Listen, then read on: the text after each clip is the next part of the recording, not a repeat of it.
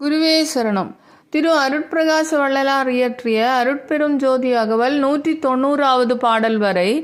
செடி அறுத்தே திடதேகமும் போகமும் அடியருக்கே தரும் அருட்பெரும் ஜோதி துன்பறுத்து ஒரு சிவதுரிய சுகந்தனை அன்பருக்கே தரும் அருட்பெருஞ்சோதி. பொதுவது சிறப்பது புதியது பழையது என்றதுவது திகழ் அருட்பெரும் ஜோதி.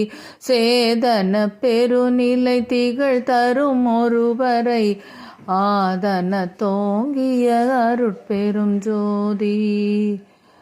குருவே சரணம். ஓமய திருவுருவ புடன் அளித்தனக்கு ஆமய தடை தவிர் அருட்பெரும் ஜோதி.